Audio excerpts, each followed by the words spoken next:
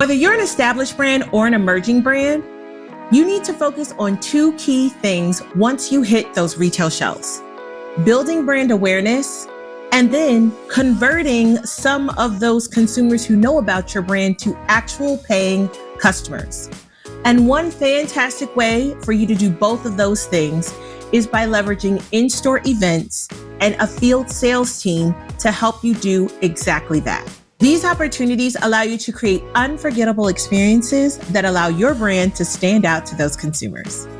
Welcome to the Scaling Emerging Beauty Podcast, a show that provides tactical insights for early stage emerging brands and established brands looking to grow at the retail shelf. For today's episode, I'm joined by Dwight O'Neal and Karess Rosemé of Rose Neal Collective.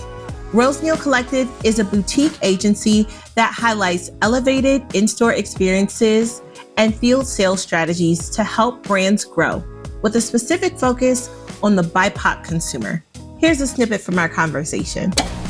The event actually starts when the date is booked, and people fail to realize that. People think that event starts on that Saturday that we get to the store and start. If that's when your event has started, it's a fail. You have to really start planning and executing when you book that date. And typically you should book it at minimum 45 days in advance. We talked about just how some of these in-store events can help boost brand awareness and help more consumers know about your brand. We also talked about some effective field sales strategies that you can leverage to, again, build that brand awareness and convert those browsing customers to paying customers. We also talked about how to measure the ROI of some of these in-store experiences. They cost money to do, so it's important to make sure you know that you're getting your best bang for your buck. And then finally, we closed with some insights on trade marketing, because we couldn't talk about building brand awareness without talking a little bit about trade marketing. I am super excited for you to hear from Dwight and Karess, and we'll get right into it after a brief word from our sponsor. As of the published date of this episode, I am an associate of Ulta Beauty. The ideas and thoughts represented here are my own and not that of my employer. I'd like to take a moment to thank the sponsor for the Scaling Emerging Beauty Podcast, the Emerson Group.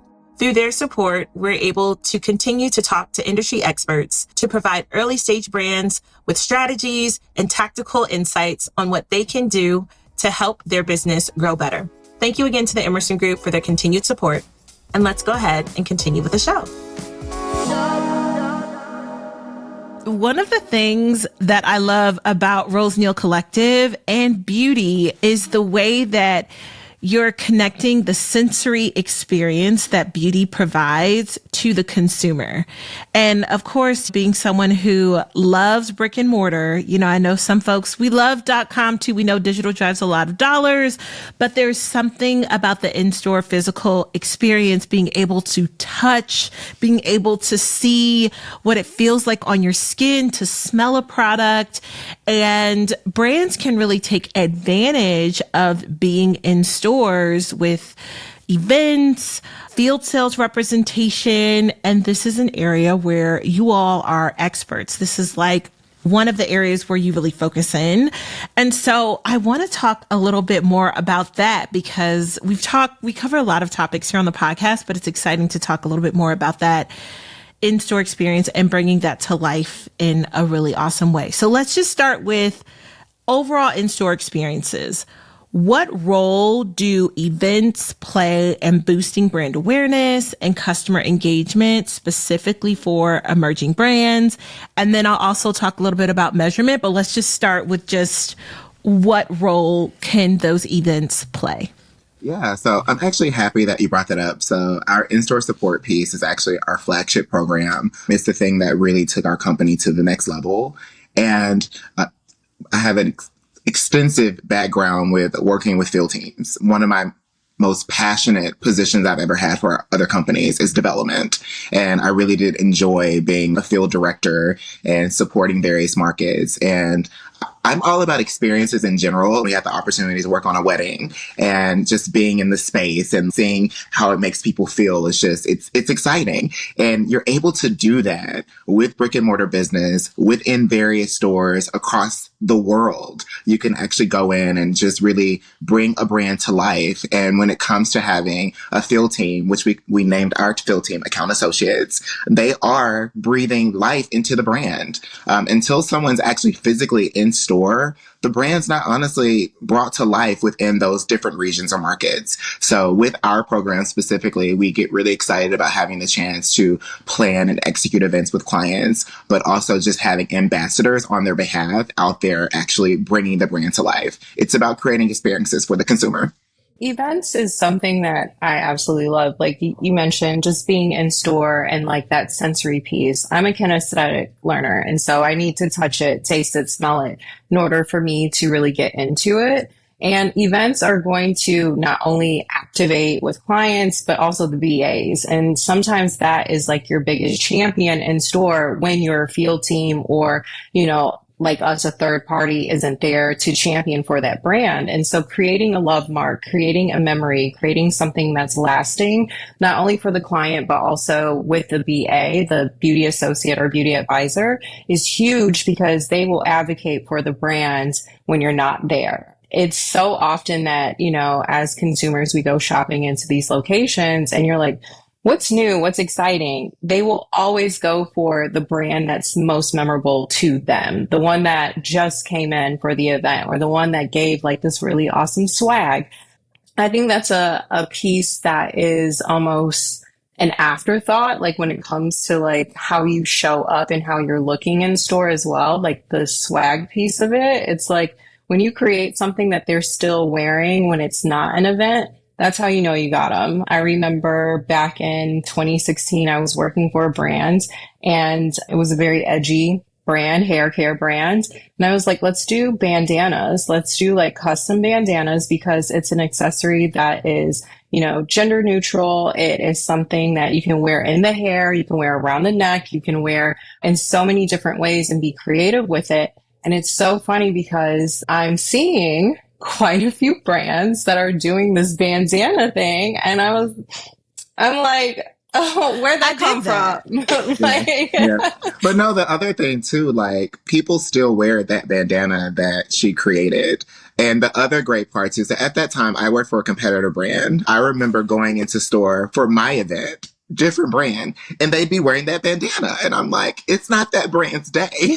That's our competition. So like, she's so right. Like the great thing about an event can have an impact prior to that day, during that day, and after. It's such a unique, easy way to really drive your business in so many ways. And not only can you bring it to life in real life, it can also translate into social media through hashtags, through reels, through posts, reposts. Also, it's going to help with your sales uplift for that day. And after, you get foot traffic, consumer engagement, you get feedback in the moment from your client as to how they feel about the brand. So it's so many different things that an event can really do.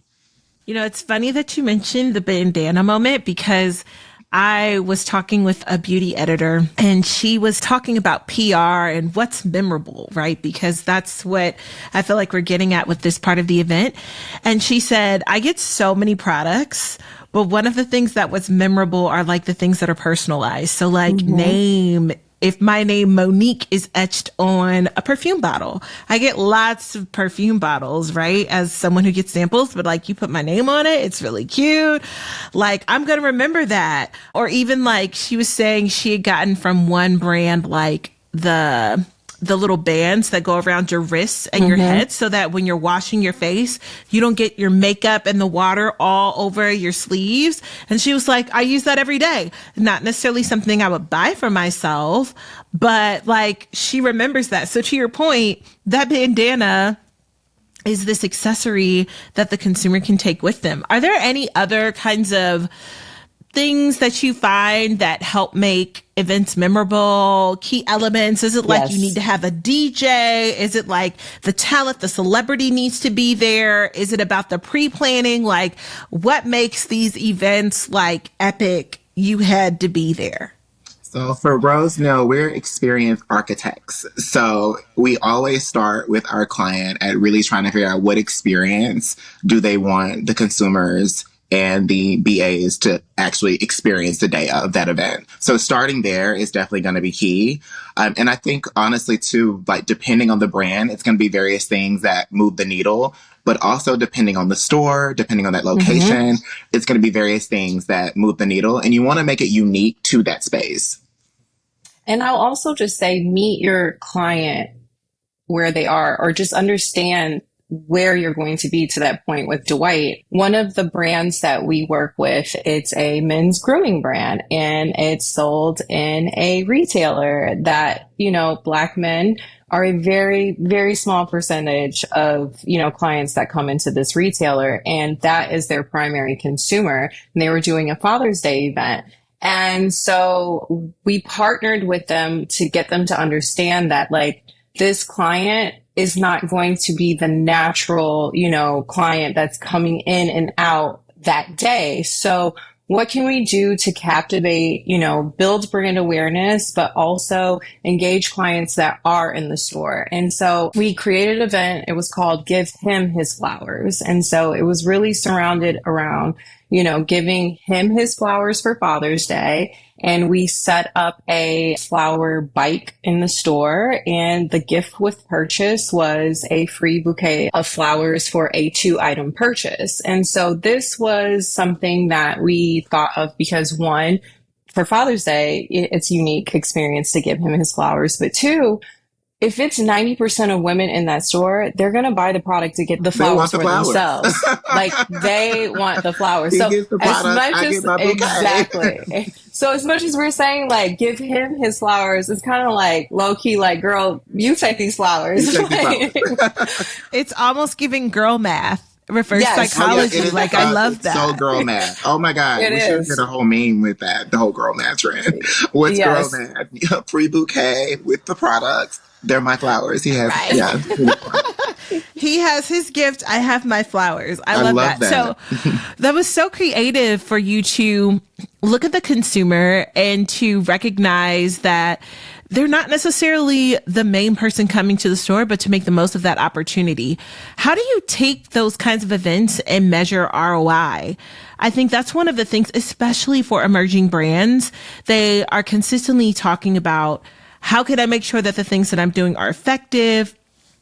How do I measure this? So what are some of the things that you all do to say, here's how we know if this event is successful, or talking with your clients to define that success or those metrics up front so that when you review, you can look at things and say, we did it, or this worked and this could use improvement?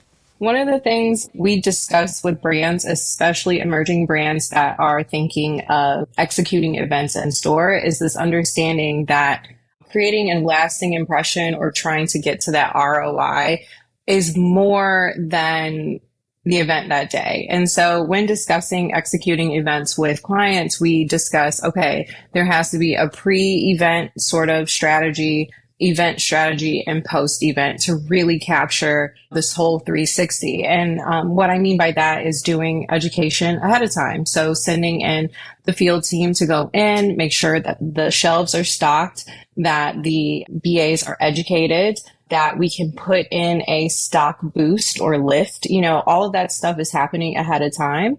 And then the day of the event, right? So creating the moment, and then afterwards seeing if there's that halo effect. And so creating this sort of 360 allows us to look at certain metrics and KPIs that we track on our end through a dashboard. Most brands want to look at sales, but we also track client engagement. We track how many people were trained, and we track the sales post-event to really see if that brand awareness left this lasting impression. Dwight, do you want to add anything? No, I just honestly want to echo, like, the event actually starts when the date is booked. And people fail to realize that. People think that event starts on that Saturday that we get to the store and start. If that's when your event has started, you already are failing. Like it's a fail. You have to really start planning and executing when you book that date. And typically you should book it at minimum, maybe 45 days in advance, minimum. And the reason is you want to make sure the stock is there. So many times you have done all this planning and you show up, and if you don't have any stock, what are we going to sell? And that has happened so many times. So then you find yourself trying to get product, delivered from a store that's next door or that's nearby. And it's just stress added when you could have already partnered with the store ahead of time to get that stock increase. Because if you sell out everything and there's nothing left, then you lose sales for the remainder of that week. So little things like that are so important. Also having a checklist. We provide a checklist for our team that they have, which is a roadmap that is going to take them through step A through Z as to what they need to do to ensure the event is successful. And I love you said this about like the swag being personalized. Little things like that are so important. We had an event where we actually had a men's grooming client where we created beard catching carpets that were disposable that you could utilize when shaving so that if you have shavings, they're not over the bathroom. That's something that people typically probably would not buy for themselves that actually were included with purchase. So it just makes everybody at home happy with the hair not being everywhere. So little things like that, really looking at personalized swag and things people recycle. Stop making things that you wouldn't want to use. Like I go to events and I'm like, why are we, like the planet is already in danger? Why did you waste energy at creating this? They're not going to keep that bag. And like, we all love totes. Totes are amazing. They're great for grocery shopping and awesome, but every brand does not need to do a tote. If the tote is going to be done, can it at least be cute? So like really thinking about what the consumer is going to want and what they're going to need or use. That's really good. Yeah, I know.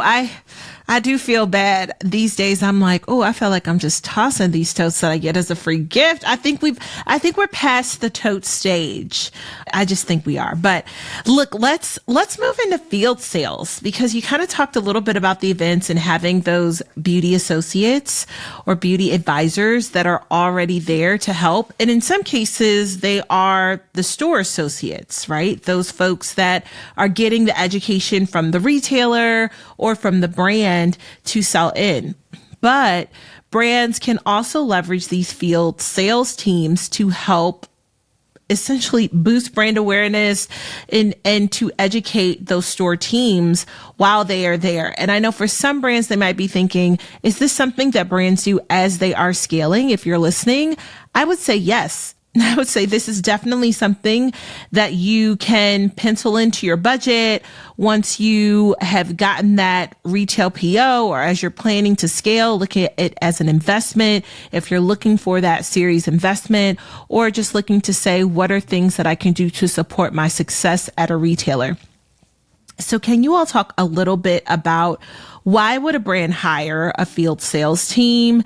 And then how that sales team can contribute not only to short-term growth, because I know there are like events and activations that you can do to drive that sales, but also long-term growth. Let's start with you, Dwight, because I know you have a lot of passion for this. And then Karess, you can feel free to add on. Oh, I do. So when it comes to field support and having an ambassador on your behalf, that individual is the eyes, they're the ears, but also they should be the voice for your brand. It's so important. Oftentimes people just hire people, they're going to be my eyes and ears, but who's advocating for you? Who's advocating, partnering with the stores to ensure that the display looks great or that the education is happening? And unfortunately, every day is not going to be sunflowers and butterflies in stores. So there will be times where fierce conversations have to take place. And you want to make sure you have someone that can do that on your behalf in a professional manner.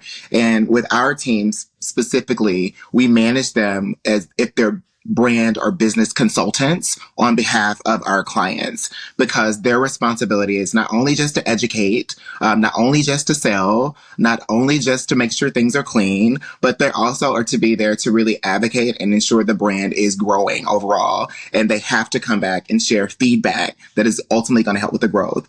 especially when it comes to emerging brands, because we understand that their resources are very limited. And if they are deciding to invest in a field team, they really want to see that return on that investment. And we want to partner with them and hold their hand to ensure that we're making the correct decisions. So oftentimes you might not be able to roll out into every door. Look at some key markets. Maybe you want to do a pilot program in New York City or Los Angeles or Atlanta or Chicago or Dallas, wherever. You can explore that way, and you can do building blocks and later on add, maybe shift some support. Also looking at elevated training opportunities that our team could do on your behalf. So when it comes to having that presence in store, it is so needed. And oftentimes people sleep on it. They think, oh, I don't have to send people in. The products are going to sell themselves. Like, oh, I was doing so well when I was just doing my direct to consumer. Well, now you're in a saturated market where oftentimes, again, like Karess said, people sell because they love not only the brand, but the way that brand has made them feel. And one way you can ensure your brand is making those associates feel great is by ensuring you have someone best in class that's representing you. Yes, absolutely. I am echoing everything that Dwight said, but a major part of this, and especially with emerging brands or just brands in general, the hot word is omni-channel, right? And so everyone is talking about omni. And it's not as simple as like taking and investing a certain percentage, across each channel. And it's really, really tough to hire a full field sales team. Like, it's a very, very heavy investment. It's a big commitment. So it is something that, and it's a risk. It's a risk. It's a huge risk. And it's a risk that a lot of emerging brands don't want to take on. But then when you're entering into this space, you're entering into retail, you're trying to execute and do this omni-channel support or strategy, you're starting to fall behind because, the in-person, the brick and mortar piece just isn't there. And that was a huge reason why we launched this pillar and this arm of our business, because with Black-owned brands specifically and Black-owned emerging brands specifically, they don't have this understanding of how difficult that in-store piece can be, but also they don't have the capital to hire a field director, let alone, account executives or even coordinators across the country. And so how we operate and how we kind of hold the hand through this process is we, look at where your business goals are, look at,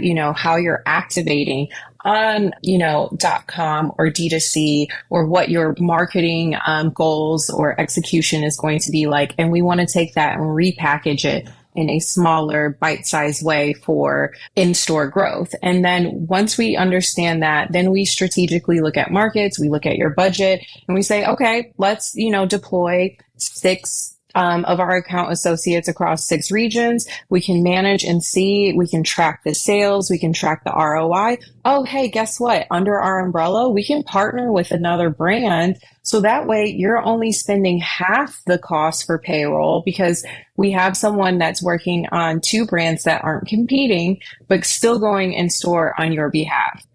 And the big piece that we love to share with our clients and emerging brands especially is that we want there to be success. We want there to see, incremental growth, because ultimately you can take it back to your board and say, hey, I've seen this amount. I think that I should ask for X amount of dollars to invest in a field sales team. And then guess what? You can come over to Rose Neal and hire our account associate directly to be your field director or account executive, because they already know the business, they know the brand, and it's a seamless transition. So we've thought about every piece of this because, that retail, that in-store, that field sales team is a big component, but it's a very expensive gamble. Yeah. Ultimately. And it really is a risk that emerging brands can't honestly afford. And then even brands that may even have a budget for a field team, oftentimes they they don't know how to manage the field team or what KPIs they really need to move that needle. Oftentimes they didn't understand that, oh, well, I needed, a training video versus just sending out one sheets to everybody, or I needed to get them gratis to support a visit, or, I probably should have given them an event strategy versus just shipping out a banner. So things like that we're able to actually help with as well. And we really just take that part off of the brand's plate so that you can focus on other things. Focus on getting that sell in and we'll get the sell through for you. Yes. I love that. And I remember from our initial conversations, you all talking a little bit about the measurement that you all use for your field sales teams. And I thought, wow, this is really impressive because it makes the most efficient use of spend, but still allows those brands to have access to the same benefits in having events and having field sales representation. So definitely suggest, if that sounds of interest to anyone listening, just to, check the show notes for more information if that sounds of interest to you. I'd love to understand a little bit about how you all hire some of the associates, these folks that are in the field, because I firmly believe that a brand is as good as the team behind it. And a lot of times for emerging brands, they have to hire a lot of contractors or subcontractors because there is no budget for an FTE always. So how do you all kind of scan or interview to make sure that you hire field sales members that are going to represent your clients and represent those brands well? And if you could talk a little bit about the training process behind that, I think that would be great too, because I'm sure there's some curiosity like, okay, so how does this all work? And how are these part-time field sales reps able to fully represent our brands? Why don't we start with you, Karess?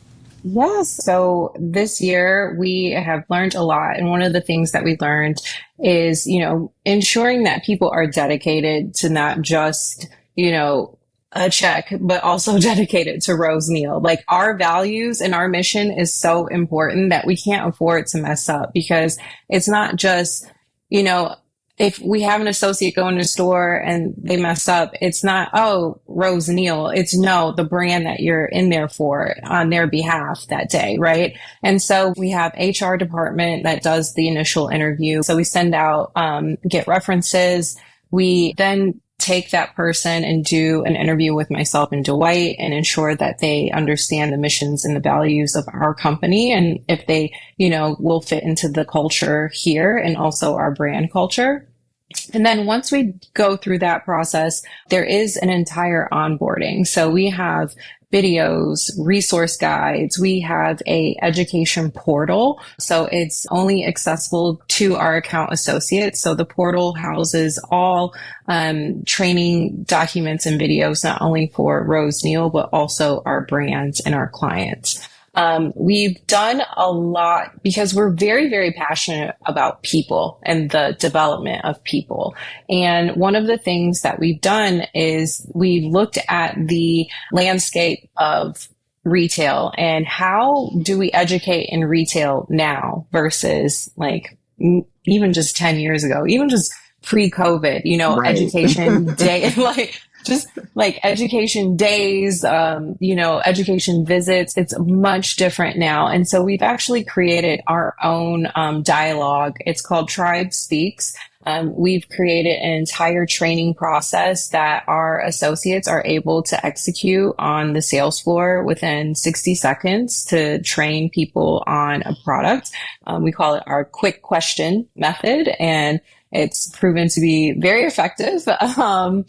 And not only that, we do have an entire career pathway. So each quarter, we are dedicated to developing our team.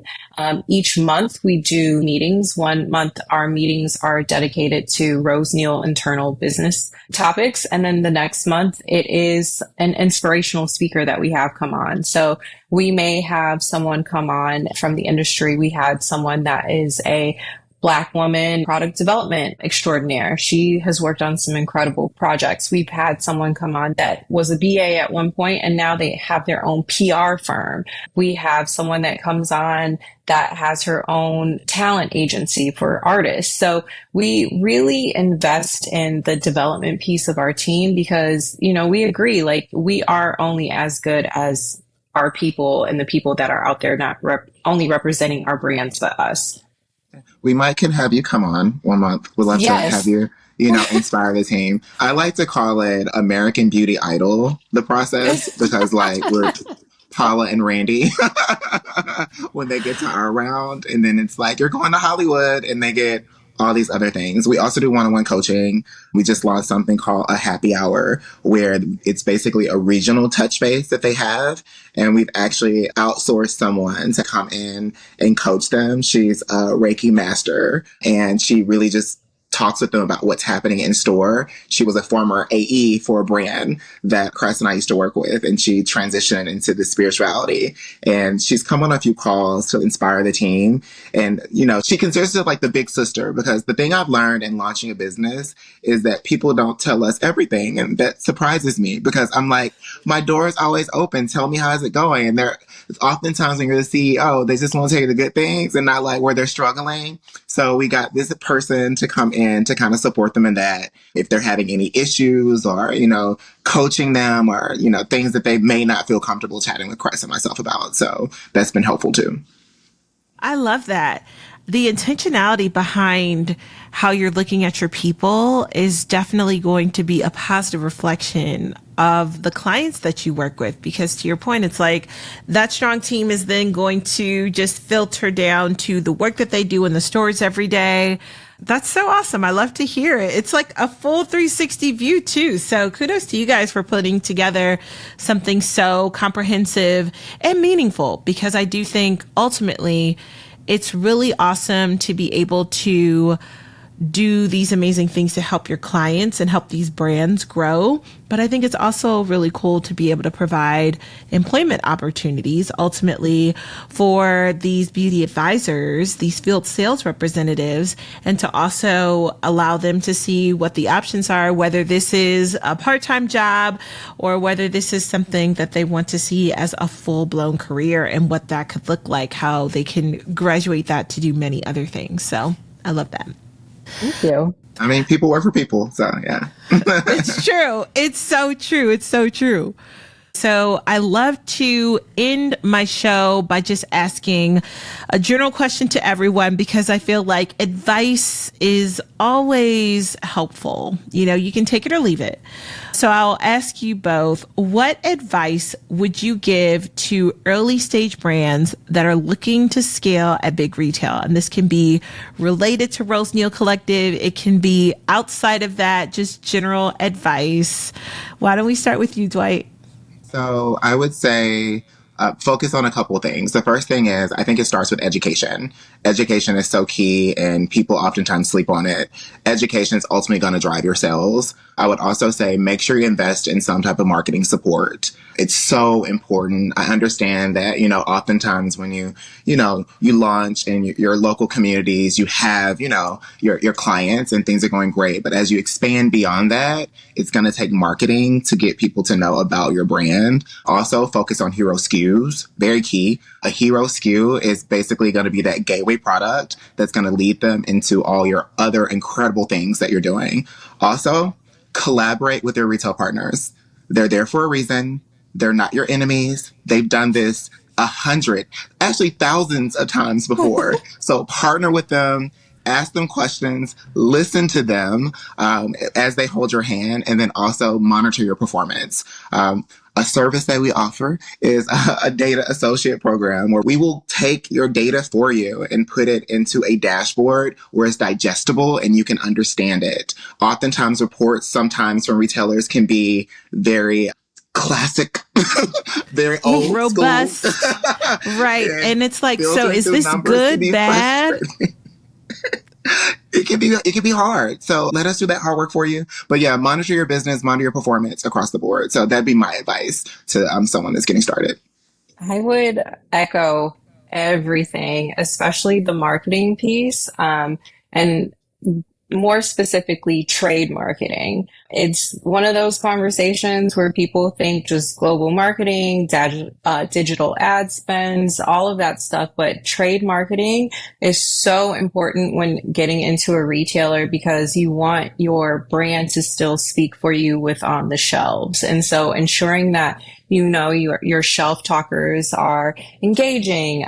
You have certain components when it comes to sampling it, things like that. Those are like the small, marketing things that become overlooked because people are so focused on like the mega events or the influencer events or etc. And those are the events or components that don't have like that instant ROI, but trade marketing does, because you can see your conversion, you can see how your client is engaging and understanding the brand, especially from the perspective of like returns. Most of the time, returns happen because of a user error. And so if you're having that conversation with the consumer at the shelf from the beginning, it should eliminate or help eliminate some of that user error from the beginning.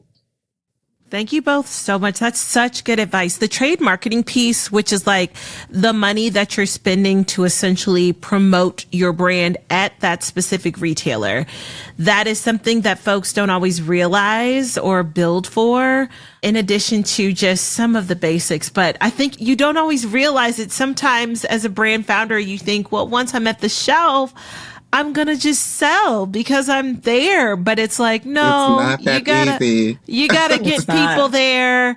You gotta show up at the way in the different areas where the retailer's offering things, to your point, Karess, with trade marketing, so that you can do that. You still need to have all of those events and all of those other drivers that are going to get them in the store, but there's a variety of things that work together, and it takes time. It takes time. So hopefully, they're partnering with retailers who understand that, especially for emerging brands. So, I mean, we could go on and on, but I just want to thank both of you for being on the show today. This was so helpful. What great information. And I love what you guys are doing. Thank you. We appreciate it. It was an honor to be here today. And yes, 2025. I know, it's like at the time of this recording, it's right around the corner, but 2025 will be here before we know it. And then if either of you want to shout out where folks can find you, I'll definitely include it in the show notes, but feel free to share where folks can find you. Yes, roseneal.com. Neal, not Niel. Yes. Neal. Thank you. Thank you. That's a wrap for today's episode for Scaling Emerging Beauty. Thank you again to Dwight and Karess for coming on to the show and sharing their insights on in-store experiences, field sales, and trade marketing, 3 critical things that can help as you are looking to build your brand awareness. I also want to thank you for listening to the episode. You didn't have to be here, so I appreciate you. Thank you so much. If you found the insights from today helpful, I encourage you to please share this with a friend or colleague. Also, go ahead and leave me a review on Spotify or Apple Podcasts. And if you're watching on YouTube, hit that subscribe button. I'd also love to hear from you. What was most helpful? Go ahead and leave something in the comments, and I'll catch you on the next episode. Bye.